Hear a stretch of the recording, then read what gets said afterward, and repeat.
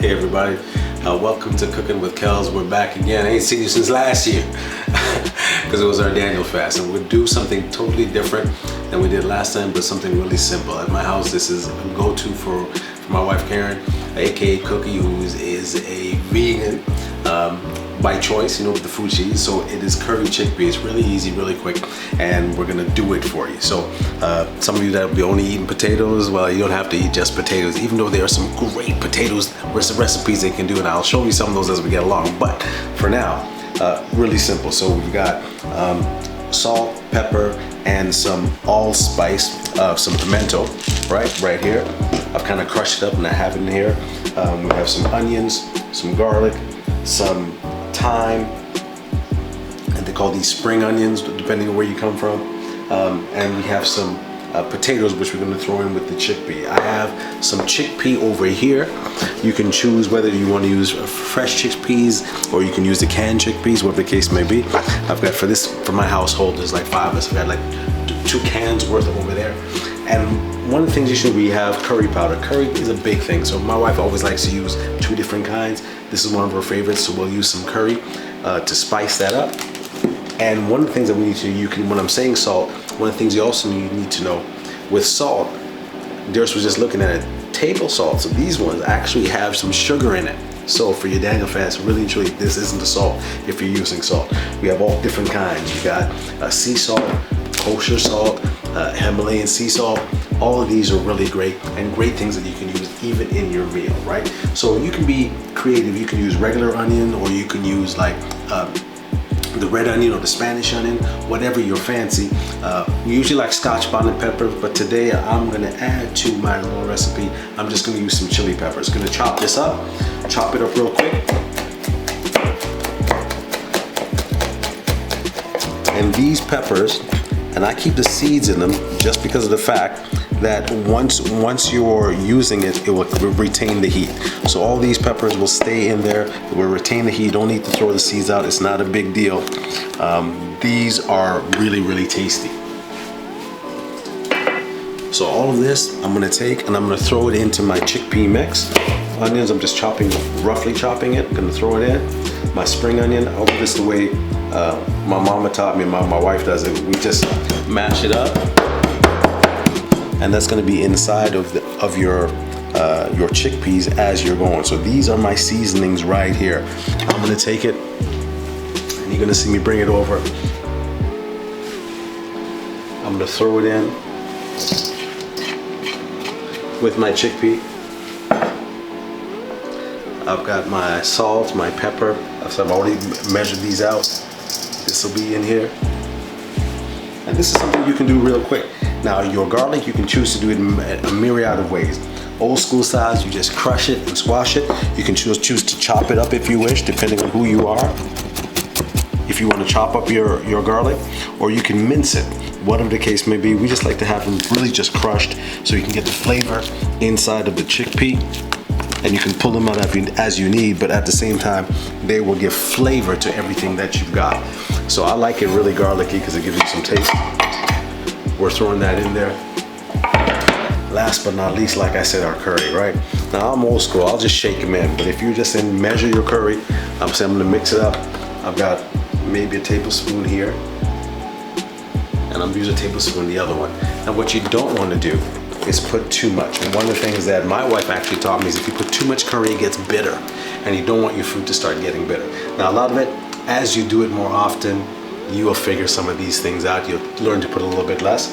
But this we're gonna mix up. I'm gonna put 2 tablespoons of curry. That should be more than enough to do this. And what I'm gonna add to this is, as our favorite thing, is olive oil. So I'll use this right now to pour in with my curry. I'm gonna use this to mix this up.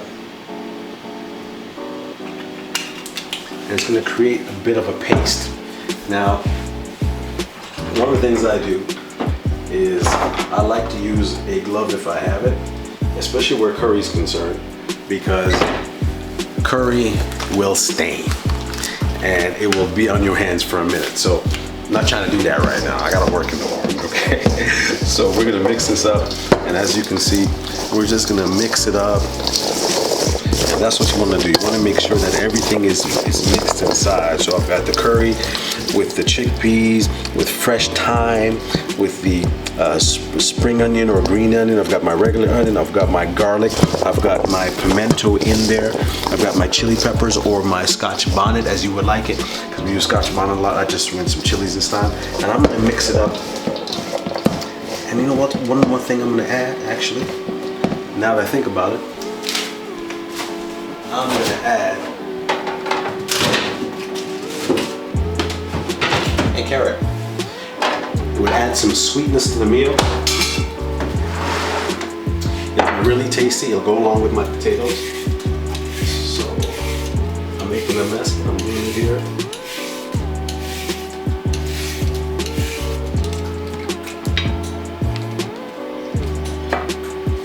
We'll add some carrot. We're gonna chop it up. These will go over, and I'm just gonna chop off my carrot. Now you can do your carrots a lot of ways. I'm just gonna slice it really like this, in small, thin little slices like this. And these will go in here with this. What I'm gonna do, once it's chopped up, I'm just gonna throw it in here, mix it quickly, and then I'm gonna start my oil right now. I've got some more olive oil in my Dutch pot.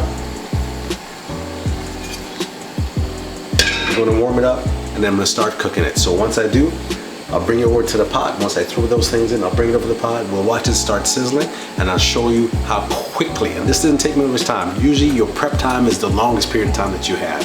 A lot of times you may be looking at a video and it tells you, oh, 20 minutes, they'll be ready. Well, they're usually lying. They're not telling you the amount of prep time you need to do, and then your cleanup time. That's all part of it. So 20 minutes, probably more times, really an hour, truthfully speaking.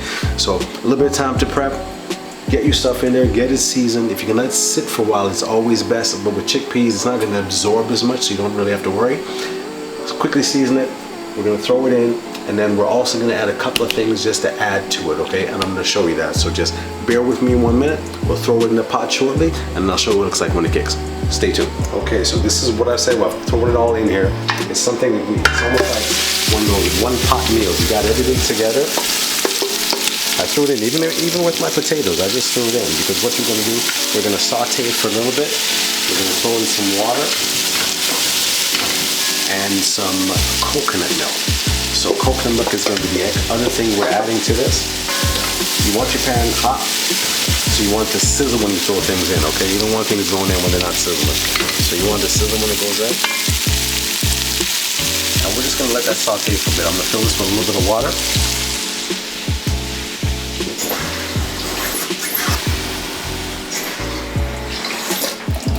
Still utilizing some of the, the curry that's still in my pan, right? In my bowl. Because I want it to boil down. It's one of these things, you want it to boil down and tenderize. And if it starts boiling down, you need to add a little bit more, just add a little bit more water. You gotta pay attention to it. So not a big deal, don't overfill it, because you don't want to have it all this full with water and wait forever to eat. Because like I said, you're trying to do something quick, right? So I'm gonna add a little bit of coconut milk. This will help make it creamy, and you'll see it'll change a little bit of the consistency of it. It'll help it thicken a little bit. You can add as much coconut milk as you like, if you're fancy. I don't want to put too much, because actually I have a little bit of an aversion to it. So for me, too much coconut milk gets my tummy rumbling a little bit. So, but you like it because it just makes it smooth, and will give it a little bit almost like a sweetness to it, which is really great. And it really adds to the flavor. So. Coconut milk. You can get coconut milk in your regular grocery store. We'll add that to that. And all we're gonna do now, really and truly, let it boil down. I see where it's at. It looks like it might need a little bit more water.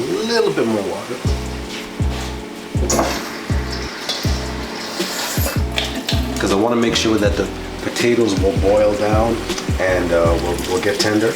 So I'm gonna add some more water. That should do it, and literally, once it boils down, gets to a nice place, the water will go down, everything will tenderize. You don't want your fire too high.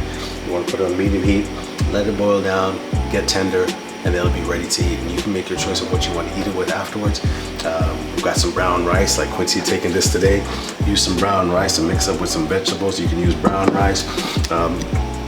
You could use, or you may just have it with a salad. So you have your curry chickpea with your salad, whatever it may be, but that's your choice at that point in time. Or sprouted bread, actually. It's one of the few ones that you could actually use that has no leaven in it. But you could have that with your curry chickpea. A lot of times we like to use rice, so brown rice will really work really well. This will boil down and you can have with that and you have a great meal. As an added bonus, I have something in here right now. It's a granola dish. It's something that you could also do really quick and really easy. So it's just a matter of some oats and some rolled oats and some dates and some cranberries and some raisins and a little bit of fresh pineapple juice mixed together, and then it's baked. And that's something that you could usually use for breakfast as well. Really simple, really easy. Got that going so we can just kind of have something to nibble on in the morning. So that's your curry chickpea. It's Cooking with Kells, and I hope you enjoyed it. I hope you tried. It's really easy, really quick, and you will enjoy it. It will taste fantastic.